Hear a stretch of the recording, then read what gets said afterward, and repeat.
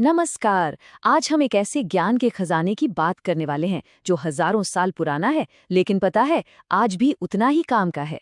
तो चलिए साथ मिलकर भारतीय ज्ञान प्रणाली के इस कमाल के सफर पर निकलते हैं। तो जब भी ये शब्द सुनते हैं इंडियन नॉलेज सिस्टम, असल में दिमाग में आता क्या है?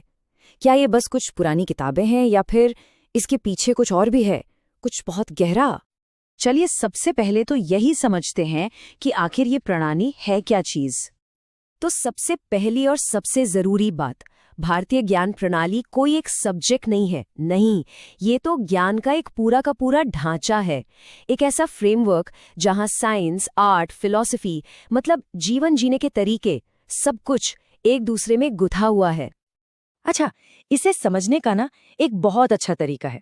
सोचिए, एक बहुत बड़ा पुराना सा पेड़ है, उसकी जड़ें कितनी गहरी हैं और उसकी अनगिनत टहनियां हर तरफ फैली हुई हैं। पर ये सब की सब जुड़ी किससे हैं? एक ही तने से। बस कुछ ऐसी ही है हमारी भारतीय ज्ञान प्रणाली।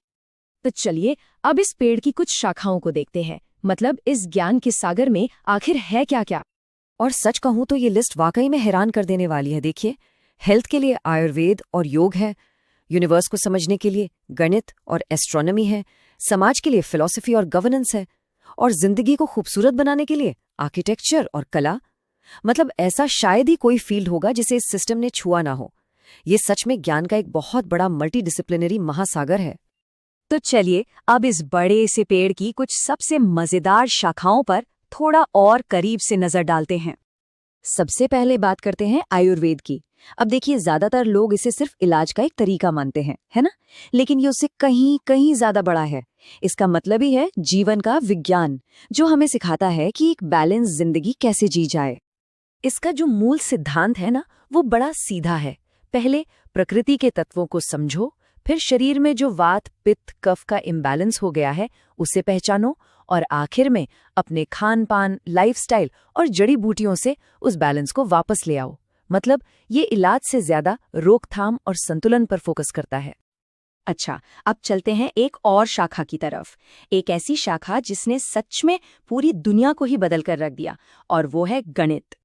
और इसका सबसे बड़ा, सबसे शानदार तोहफा इस एक अंक में छिपा है, जीरो, शून्य का कॉन्सेप्ट। भारत की ही देन है। जरा सोचिए इसके बारे में। इसके बिना ना तो आज का मैथ होता, ना कंप्यूटर्स होते, ना ही कोई डिजिटल टेक्नोलॉजी। ये सिर्फ एक नंबर नहीं था, ये एक रेवोल्यूशनरी आइडिया था जिसने पहली बार नंबर्स को इनफाइनाइट बना दिया और दुनिया को हमेशा हमेशा के लिए बदल दिया। तो हमने कुछ शाखाएं तो देख ली, पर वो जड़ कौन सी है? वो कौन सी चीज है जो आयुर्वेद, गणित और बाकी सब चीजों को एक साथ जोड़ती है?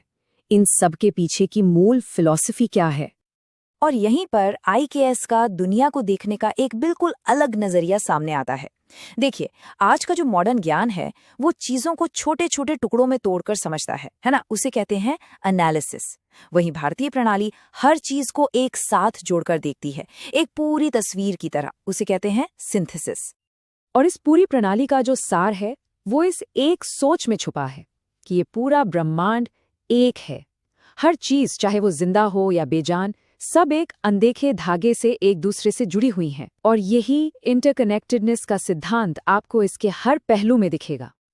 तो ये सब सुनने में तो बहुत अच्छा लगता है, लेकिन सवाल ये है कि क्या हजारों साल पुराना ये ज्ञान आज की दुनिया में, आज के जमाने में कोई मायने रखता है? बिल्कुल रखता है।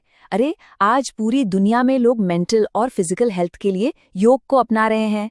आर्किटेक्ट्स सस्टेनेबल बिल्डिंग्स बनाने के लिए वास्तुशास्त्र के सिद्धांतों को देख रहे हैं।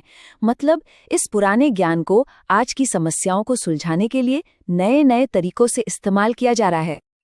और ये बात हमें एक बहुत बड़े सवाल पर लाके खड़ा कर देती है। आज दुनिया जिन चुनौतियों का सामना कर रही है, चाहे वो एनवायरनमेंट हो, हेल्थ हो या सोशल हार्मनी, क्या ऐसा हो सकता है कि इन सभी समस्याओं के समाधान के बीज इसी प्राचीन ज्ञान प्रणाली में कहीं छिपे हों? ये एक ऐसा सवाल है जिसके बारे में सोचना तो बनता है।